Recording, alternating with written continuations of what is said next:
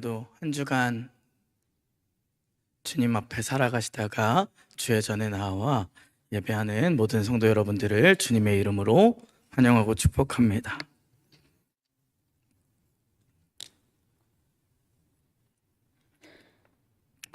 보통 사람의 첫인상을 결정하는 중요한 요인들이 몇 가지 있습니다. 혹시 첫인상을 결정하는데 이런 것들이 좀 영향을 끼치는 것 같다 생각되시는 거 좀 있으신가요? 그냥 자유롭게 한번 얘기를 나눠주시면. 첫인상을 딱 봤을 때 첫인상을 결정하는 거. 네. 온화한 미소. 예, 좋습니다. 예. 또 있을까요, 혹시? 네, 얼굴. 네, 얼굴, 그렇죠. 맞습니다. 한 가지 더 있는데요. 어떤 것일까요? 예, 옷차림. 맞습니다. 이 첫인상을 결정하는데 3초면 충분하다고 합니다. 어떤 사람이 어떤 사람을 처음 만났을 때 이 사람은 이런 사람인 것 같아 라는 그 판단이 박히는데 채 3초 정도면 충분하다고 합니다. 거기에는 이제 제일 첫 번째로 이 사람들이 가장 영향을 많이 끼치는 것 같다라고 응답한 게 첫 번째가 얼굴 표정이래요. 그 사람의 표정이 밝은가, 어두운가, 무뚝뚝한가, 다정한가. 두 번째는 좀 이제 제 입장에서는 억울한 건데요. 얼굴에 이제 어떻게 생겼는가. 미모래요, 미모. 얼마나 준수하게 생겼는가, 잘생겼는지, 예쁜지. 세 번째는 그 사람이 뭘 입고 있는가, 옷차림이래요. 근데 되게 재밌는 사실은 이 가장 크게 영향을 끼치는 게 표정이고 이제 세 번째가 옷차림이다 했는데 가장 먼저 보이는 건 무엇이냐 라는 질문에는 옷차림이 1등으로 뽑혔다라고 합니다. 이 옷이라는 것이 그만큼 사람을 볼 때 사람의 외모 가운데에서 얼굴보다도 전체적으로 제일 먼저 눈에 들어오는 것이 바로 이 옷이라는 것입니다. 옷은 단순히 벌거벗은 몸을 가리는 데에 그치는 용도뿐만 아니라 여러 가지 의미를 담고 또 역할을 합니다. 때로는 그 사람의 신분이나 위치, 또 그 사람이 하는 일이나 권세를 드러내기도 하는데요. 옛날 시대를 생각해 보면 좀 더 극명하게 드러납니다. 혹시 여러분들 사극 드라마 좋아하시나요? 예, 저희 집에도 사극 드라마 좋아하는 사람이 한 명 있는데요. 사극 드라마를 보면 이제 궁중에서 이렇게 사람들이 쫙 모여 있는 장면을 보면 극명하게 딱 누가 왕인지 어떻게 알 수 있죠? 그쵸? 빨간색 옷에 금실로 술을 놓은 막 용이 막 이렇게 동그랗게 막 굴러다니고, 다른 사람들은 막 파란색에 약간 빨간색에 다른 이렇게 벨트 이런 거 하고 있는데 좀 더 화려하고 좀 더 화려한 벨트를 하고 있는 사람 누가 봐도 그 사람이 왕입니다. 길가에 지나가다 보면 가끔 군복을 입은 군인들을 만나게 됩니다. 그 사람들은 누가 봐도 군인이에요. 군인은 뭘 하는 사람인지 우린 너무나도 잘 알고 있습니다. 그 사람이 입은 옷을 통해서 그 사람이 어떤 일을 하는지 그 사람의 정체성까지도 알 수 있습니다. 판사는 법복을 입고 법정에 서면 그때부터 판사로서의 권위를 행사할 수 있게 됩니다. 형량을 결정할 수 있게 되고요. 어떤 사람의 발언권이나 의견을 낼 수 있는 그런 권한을 허락해 줄 수 있고 불허할 수 있습니다. 이처럼 옷은 여러 가지 의미를 가지고 있고 또 많은 것을 나타내는 것이 옷입니다. 이런 여러 가지 측면에서 봤을 때 옷의 의미는 정체성이 아닐까, 정체성을 드러내는 것 중에 하나가 옷이 아닐까라는 생각이 듭니다.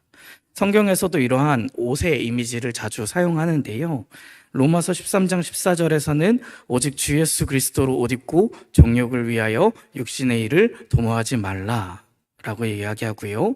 갈라디아서 3장 27절에서는 누구든지 그리스도와 합하기 위하여 세례를 받은 자는 그리스도로 옷 입었느니라 라고 고백하고 있습니다. 이 말씀들을 통해서 우리가 알 수 있는 것은 바로 예수 그리스도를 구주로 믿고 영접한 자들, 즉 지금 저희 함께 예배하고 있는 성도들은요, 바로 그리스도로, 바로 그 예수 그리스도의 의로 옷 입은 자들이다라는 것입니다. 오늘 본문을 통해서도 같은 이야기를 좀 전달하고 있는 것 같은데요. 오늘 첫 장면은 대제사장 여호수아가 더러운 옷을 입고 서 있는 모습에서 시작하지만 결국 하나님께서는 그 더러운 옷을 벗기시고 깨끗한 정결한 옷을 입혀주시고 정결한 관을 씌워주십니다. 그러면서 장차 오실 그리스도 메시아, 즉 싹을 약속하시며 구원의 길에 대해서 다시 한번 약속하십니다. 오늘 이 말씀을 통하여서 우리가 그리스도로 옷 입은 자가 무엇인지 한번 고민해보고 생각해보며 우리가 의로 옷 입은 자로서 살아가길, 그렇게 결단하길 소망합니다. 첫 번째로 의로 옷 입은 자들은 정죄함이 없는 자들입니다. 저를 한번 따라해볼까요? 정죄함이 없다. 오늘 스가랴는 환상 가운데 하늘의 법정을 보게 됩니다. 대제사장 여호수아가 서 있고 사탄이 그의 곁에서 그 대제사장 여호수아를 대적하고요, 그를 고발하고 있습니다. 이 사탄이라는 단어 자체가 대적하다, 방해하다, 고발하다 라는 뜻을 가진 단어입니다. 그러니까 사탄은 영적으로 마치 법정의 검사가 되어서 우리의 죄를 낱낱이 고발하고 재판장이신 하나님께 저 사람은 이래서 죄인입니다를 고발하는 역할인 거예요. 끊임없이 우리를 정죄합니다. 저 사람은 죄인입니다. 저 사람은 전혀 믿음 있는 자 같지 않습니다. 저 사람의 삶을 낱낱이 들여다보면 도저히 믿음 있는 자라고는 볼 수가 없습니다. 그렇게 끊임없이 정죄하고 고발합니다. 여러분들의 삶에서도 사탄이 고발하고 정죄하는 것 느끼신 적 있으신가요? 그러나 하나님께서는 오늘 말씀에서 보면 이렇게 이야기하십니다. 너를 책망하노라 라고 사탄에게 이야기하십니다. 여기서 이 책망하다라는 단어는 히브리어로 가르라는 단어를 씁니다. 까르라는 단어를 쓰는데요, 이것은 단순히 꾸짖다 정도가 아니라 권세로 찍어 누르는 것을 의미합니다. 완전히 권세로 완전히 눌러서 침묵시켜 버리는 것을 의미하는 단어가 바로 이 까르입니다. 하나님께서 홍해를 꾸짖었을 때 갈라져서 마른 땅이 드러나 이스라엘 백성들이 건넜습니다. 마치 그런 것처럼 하나님의 권위로 완전히 꾸짖는 것을 의미하는 단어가 바로 이 책망하다라는 단어입니다. 그리고 하나님은 이 대제사장, 더러운 옷을 입고 있는 이 대제사장 여호수아에게 대하여서 이런 표현을 씁니다. 불에서 꺼낸 그슬린 나무라고 표현합니다. 이는 이 스가랴 선지자가 바벨론 포로 시대에서 이제 귀환한 이스라엘 백성들에게 이 말씀을 선포했던 선지자인데요, 이 당시에 이 환상 가운데에서 이 하늘의 법정을 보는데 이 대제사장 여호수아가 의미하는 것이 바로 이 이스라엘 백성들입니다. 이 하나님의 백성들이 오랜 포로 생활에서 이제 건져짐 당해서 돌아온 상황입니다. 불에서 꺼낸 나무는 어떤가요? 예를 들어서 장작을 아궁이에 이렇게 넣어서 태웠다라고 생각해 봅시다. 그 중에 한 나무를 이렇게 꺼냈어요. 그럼 그 나무는 생명이 있나요? 그 나무는 예쁜가요? 완전히 거먹고 태워졌고 끄슬린 부분이 있고 이렇게 그렇습니다. 마치 그것처럼 지금 이스라엘 백성들이 마치 그런 불에 그슬린 나무 같다라고 얘기하고 있는 것입니다. 근데 이 불에 그슬린 나무의 또 한 가지의 의미는 뭐냐면 바로 이렇게 건져짐을 당했다라는 거예요. 그들의 어떤 자격이나 그들이 뭘 잘해서 포로기에서 이제 구원받은 것이 아니라 하나님께서 그들을 은혜로 구원해 주신 것을 의미하는 단어가 바로 이것입니다. 이 모든 얘기들을 종합해 보면 그리스도로 옷 입은 자에게는 더 이상 정죄함이 없다라는 것입니다. 하나님께서 고발하는 사탄을 권위로 완전히 눌러서 그의 정죄함이, 그의 고발함이 의미 없게 침묵시키시고요, 그 심판 가운데에서 영원히 멸망할 그 가운데에서 건져내셔서 그 불 가운데서 건져내셔서 살려주신 이들이 바로 의로 옷 입은 자들, 그리스도로 옷 입은 자들이라는 것입니다. 그리스도로 옷 입은 자에게는 더 이상 정죄함이 없습니다. 고발이 없습니다. 심판이 없습니다. 영적인 검사가 되어 당신은 죄인이요, 당신이 무슨 성도며 당신이 어떻게 그리스도인인가 고발하고 대적하며 우리를 헐뜯는 그 사탄 앞에서 하나님께서는 고발자인 사탄을 책망하십니다. 그리고 은혜로 말미암아 우리를 건져 주십니다. 그 하나님의 판결은 그 고발과는 전혀 상반됩니다. 로마서 8장 1절엔 이렇게 기록하고 있는데요. 그러므로 이제 그리스도 예수 안에 있는 자에게는 결코 정죄함이 없나니. 아멘. 하나님께서는 이렇게 이야기하십니다. 이제는 정죄함이 없다. 내가 택한 백성이며 나의 자녀다. 선언하시는 그 하나님의 선포에 의해서 우리의 정체성은 이제 달라지기 시작하는 것입니다. 그리스도로 옷 입은 자에게는 결코 정죄함이 없습니다. 그리스도로 옷 입어 정죄함을 피하고 온전히 하나님의 은혜에 기대는 우리가 되어지길 간절히 소망합니다. 두 번째로 그리스도로 옷 입은 자들은 이제 더 이상 더러운 옷을 입지 않고 새 옷을 입은 자들이 되어집니다. 한번 저를 따라해 볼까요? 새 옷을 입었다. 오늘 본문 3절에서 여호수아는 더러운 옷을 입고 있습니다. 하지만 그런 그에게 하나님께서는 말씀하십니다. 내가 내 죄악을 제하여 버렸다. 내게 아름다운 옷을 입히리라 라고 말씀하십니다. 그리고 곁에 선 천사들을 명령하셔서요, 그 더러운 옷을 벗기라고 하시고요. 그리고 그 여호수아에게 정결한 관을 그의 머리에 씌우게 하십니다.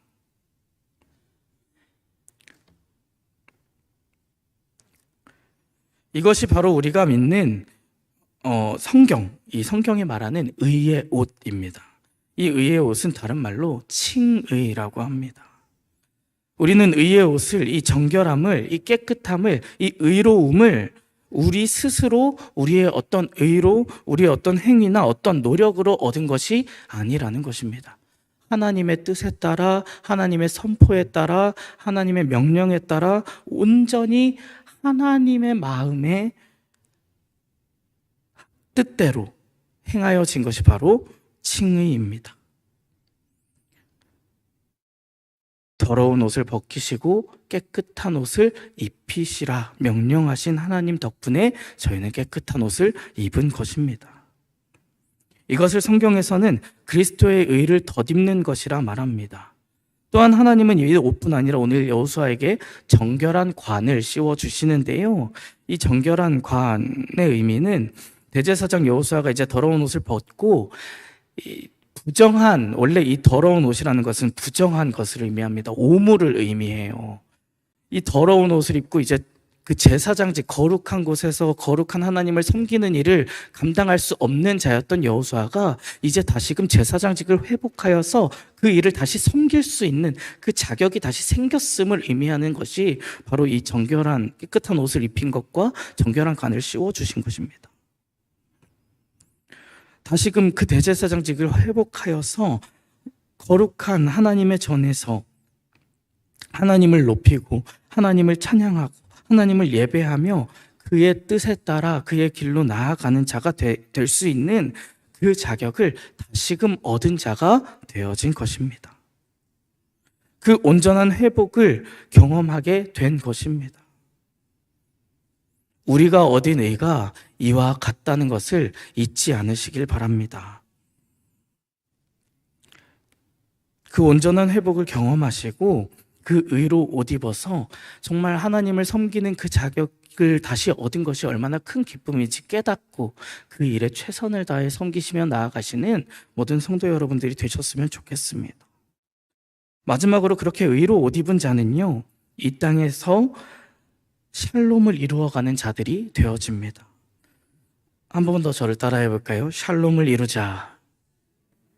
한 번만 더 해볼까요? 샬롬을 이루자. 오늘 말씀의 마지막 부분에서는 이제 새 옷을 입은 자들로서 살아갈 삶은 이전과 확연히 달라진다라는 것을 보여줍니다. 이제 천사가 여호수아에게 증언하여서 이런저런 이야기를 합니다. 내 도를 행하며 내 규례를 지키면 네가 내 집을 다스릴 것이요 내 뜰을 지킬 것이다. 여기 섰는 자들 가운데 왕래하게 되리라.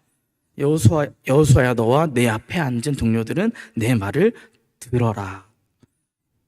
내 종 싹을 나게 하리라. 예수 그리스도에 대한 약속을 다시 한번 말씀하시고요.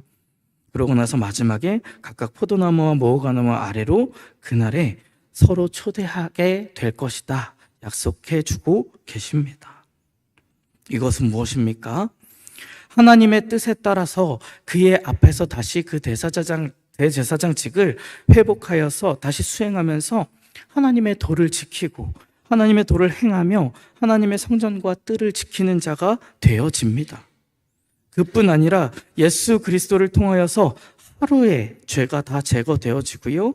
그날에 그 구원이 이루어지는, 그 구원이 완성되는 그날에 각각 포도나무와 무화과나무 아래로 서로 초대하는 자가 되어질 것이라는 얘기입니다. 하나님이 통치하시는 그 나라가 되어지는 것입니다.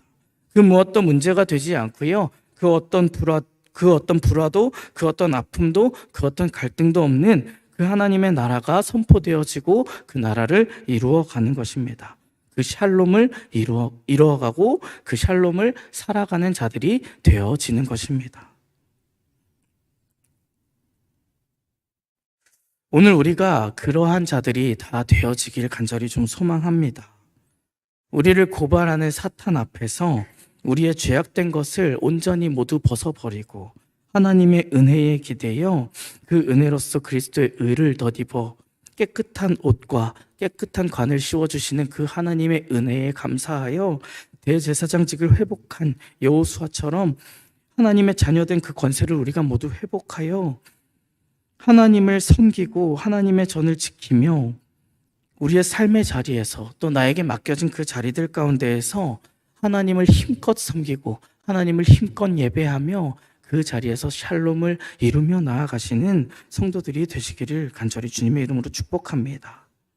그렇게 우리가 포도나무와 무화과나무 아래로 서로를 초대하는 자가 되어 주님이 다시 그리스도로 오실 그날, 주님 다시 오실 그날까지 이 땅에서 그 하나님의 나라를 내 발이 닿는 곳에서, 내 손이 닿는 곳에서 계속해서 내 곁에 있는 이들과 이루어 가시는 샬롬을 이루는 성도 공동체가 되어지시기를 주님의 이름으로 간절히 축복합니다. 그렇게 하나님의 나라를 확장시켜 나가는 의로 옷 입은 자가 다 되어지는 역사가 오늘 저와 여러분 가운데 가득하기를 주님의 이름으로 축복합니다.